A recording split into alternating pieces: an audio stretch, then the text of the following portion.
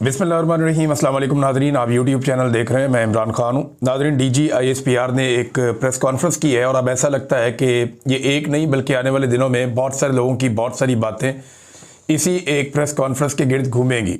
और ऐसा दिखाई देता है कि बहुत सारे वीलॉग्स, बहुत सारे तबसरे, बहुत सारे प्रोग्राम, बहुत सारी सियासत अब इसी प्रेस कॉन्फ्रेंस के इर्द गिर्द होगी। आज पहला दिन है, आर्मी चीफ को एक्सटेंशन मिले हुए और मज़ीद 5 साल इनको मिल गए, आर्मी चीफ को भी और जो एयर चीफ हैं उन्हें भी, और बहुत सारे इख्तियारात भी मिल गए, बहुत सारी ताकत भी मिल गई।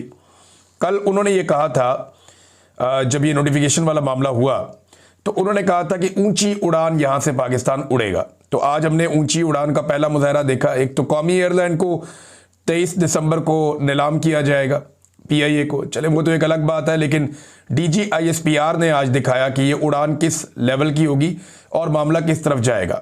अब दिखाई दे रहा है कि जैसे इदारे के पॉलिसी साजों ने ये फैसला कर लिया है कि इमरान खान और पाकिस्तान तहरीके इंसाफ को मुकम्मल तौर पे दबा दिया जाएगा या कुचल दिया जाएगा। ये एक नए दौर का आगाज़ है और इसका आगाज़ बड़े जारहाना अंदाज में किया गया। डीजी आईएसपीआर ने क्या कहा, ये बताने से पहले मैं आपको बताता हूं कि ये प्रेस कॉन्फ्रेंस हमें क्या बता रही है। नंबर एक तो ये है कि सियासतदानों में इमरान खान का मुकाबला करने की सकत बाकी नहीं रही। यानी ये एक ऐलान है कि जो सियासी जमातें हैं जिन्हें इस वक्त पाकिस्तान की मिलिट्री एस्टेब्लिशमेंट ने संभाला हुआ है, ये सियासी जमातें इस वक्त इमरान खान का मुकाबला नहीं कर सकती, पीटीआई का मुकाबला नहीं कर सकती। लिहाजा डीजी आईएसपीआर वो सारा कुछ जो बाकी लोग नहीं कह पाए वो कहने के लिए खुद मैदान में आ गए। नंबर 2, ये इस बात का भी सबूत है कि इमरान खान ही फील्ड मार्शल आसिम मुनीर साहब के लिए सबसे बड़ा मसला है, या पाकिस्तान की जो मिलिट्री एस्टेब्लिशमेंट है उसके लिए सबसे बड़ा मसला इमरान खान ही है। और ये पूरी प्रेस कॉन्फ्रेंस और ये सारा माहौल इमरान खान के गिर्द ही घूम रहा है। नंबर 3, ये फौज की सियासत में मुदाखलत का अब तक का सबसे बड़ा सबूत है। इससे पहले एक आधा जुमला करके निकल जाते थे, 2-4 जुमले बोलकर निकल जाते थे, खामोशी से बातचीत करते थे, इशारे में कोई चीज़ इधर उधर कर देते थे। लेकिन इस मरतबा डीजी आईएसपीआर ने बहुत खुलकर फौज की सियासत में मुदाखलत का सबूत दिया है। ये उन्होंने अपने हलफ से खिलाफ वर्जी की है, हलफ से गद्दारी की है, क्योंकि हलफ उन्हें ये इजाज़त नहीं देता। जिस तरह की आज उन्होंने प्रेस कॉन्फ्रेंस की, उनका हलफ इसकी इजाज़त नहीं देता। नंबर 4, ये एक्सटेंशन की जो बुनियाद बनी थी ना, मैं आपको काफ़ी दिनों से खबर दे रहा था और बार बार आपको मैं कह रहा था कि नवाज शरीफ साहब इमरान खान से छुटकारा चाहते हैं और इसी बुनियाद पे वो जो मांगा जाएगा वो दे देंगे और एक्चुअली डील इस चीज़ पे होनी है। तो वो भी साबित हो गया कि जैसे ही एक्सटेंशन मिली, जो पहला हमला किया गया इदारे की जो क़यादत है उसकी जानिब से, वो इमरान खान पे किया गया। तो इमरान खान से छुटकारे वाला मामला जो है वही सामने आ रहा है और इमरान खान ने एस्टेब्लिशमेंट के आसाब पे काफ़ी गहरी चोट लगाई है, बहुत गहरी चोट लगाई है, बड़ी तकलीफ पहुंचाई है पाकिस्तान की एस्टेब्लिशमेंट को इमरान खान ने, ये भी साबित होता है। फिर आसिम मुनीर साहब का जो है नया टन्योर शुरू हुआ है, ये मुकम्मल सियासी अज़ाइम के साथ शुरू हुआ है, ये भी दिखाई दे रहा है। वरना इस किस्म के अल्फाज, ऐसे जुमले कभी भी हमने डीजी आईएसपीआर के मुंह से नहीं सुने थे। इससे पहले कभी ऐसा अंदाज इख्तियार नहीं किया गया। तो अब ये क्यों किया गया, ये सवाल बहुत सारे सहाफ़ी पूछ रहे हैं, एक दूसरे से पूछ रहे हैं, हैरान हो रहे हैं और उन्हें समझ नहीं आ रही कि ये क्यों किया गया और इसकी ज़रूरत क्या थी इस वक्त। इमरान खान के लिए नए चैलेंजेस होंगे, उनकी जमात के लिए नए चैलेंजेस होंगे और डीजी आईएसपीआर के लिए एक मेरा छोटा सा जुमला, बल्कि ये बड़ा एक ज़बरदस्त पंजाबी शेर है और उसका मतलब ये है, सादा सादा मैं शेर सुनाया तो आपको, कि जो बोल ज़बानों निकल गया वो तीर कमानों निकल गया। आपने जो कह दिया वो कह दिया, ये अब वापस नहीं हो सकता। ये अब कैमरों ने महफूज कर लिया, रिकॉर्ड का हिस्सा बन गया, इसके ऊपर तहरीरें लिखी जा चुकी, अब वापसी का कोई रास्ता नहीं है। 2-3 सहाफ़ियों ने बड़े अच्छे सवालात किए। एक तो मंसूर अली खान साहब का बड़ा शानदार सवाल था। उन्होंने पूछा, जनाब सारे ही गद्दार हैं, सारे के सारे जो हैं वो सिक्योरिटी थ्रेट है। जब से पाकिस्तान बना है तब से लेकर अब तक उन्होंने फिर मिसालें दी, फातिमा जिन्ना की, नवाज शरीफ तक वो आए, उन्होंने कहा जी सारे के सारे सिक्योरिटी थ्रेट है, अब इमरान खान भी है, तो ये तो आपकी पॉलिसी बदलती रहती है, तो क्या आइंदा भी बदल जाएगी? अच्छा सवाल था बहुत। मंसूर अली खान साहब का। अफसा कोमल साहिबा ने बड़ा अच्छा सवाल किया और ये भी इससे मिलता जुलता उनका एक क्वेश्चन था कि जनाब ये तो बहुत पुराना एक बयानिया जो हर दफ़ा बनाया जाता है। तो इसके जवाब में अजमल जामी साहब का सवाल भी अच्छा था। अच्छा, इसके जो जवाब था ना उसमें DGISPR ने बड़ी अजीब बात की। उन्होंने कहा जी इससे पहले हमने कभी किसी को इस तरीके से टारगेट किया है या इस तरीके से हमने कभी किसी का नाम लेके इस तरह किया है।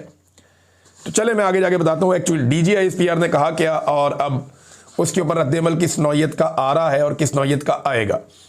एक तो DGISPR की जो प्रेस कॉन्फ्रेंस है वो कुछ ज़्यादा लोग देख नहीं रहे थे। सोशल मीडिया के ऊपर ये सिर्फ अब जो फैलाई जा रही है क्लिप काट काट के वही वायरल हो रहे हैं।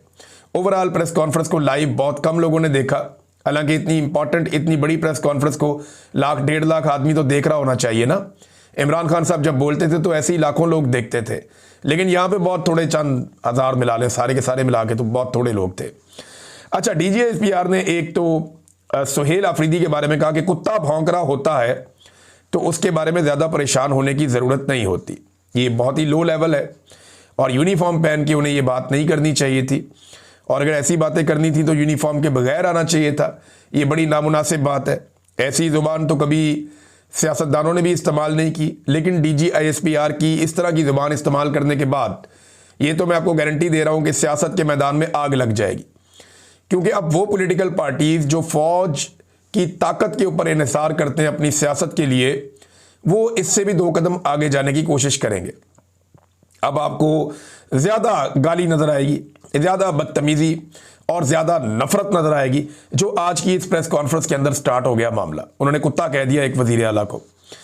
फिर उन्होंने इमरान खान के बारे में कहा कि ये शेख मुजीबुर रहमान जो इस मुल्क का सबसे बड़ा गद्दार है उससे बहुत मुतासिर है। ये बार बार उसकी मिसालें देता है। ये इमरान खान के बारे में DGISPR ने कहा। तो इसमें जनाब इमरान खान साहब शेख मुजीब की नहीं, याया खान की बात करते हैं। देखें, याया खान के कारनामों से, उसकी रंगीनियों से किताबें भरी पड़ी हैं। DGISPR साहब अगर उन किताबों को पढ़ें तो उन्हें पता चले कि याया खान ने हमूदुर-रहमान कमीशन की रिपोर्ट निकाल कर पढ़ लें, वो तो हुकूमत पाकिस्तान की है जिसे बड़ा लंबा अरसा पब्लिक नहीं होने दिया गया।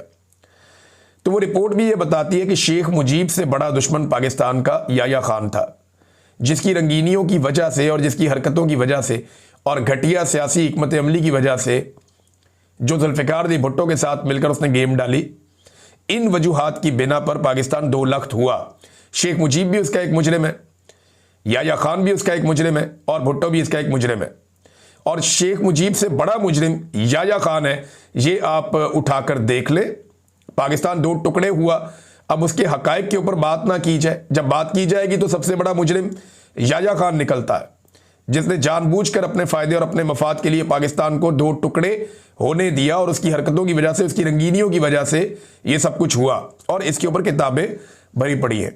अब इमरान खान साहब जब हमूदुर-रहमान कमीशन की रिपोर्ट की बात करते हैं, याया खान की बात करते हैं, मुजीबुर रहमान की बात करते हैं, तो इसको ऐसे लिबादा देकर ये कहना कि जी वो सिर्फ शेख मुजीब से मुतासिर है, ऐसी बात नहीं है।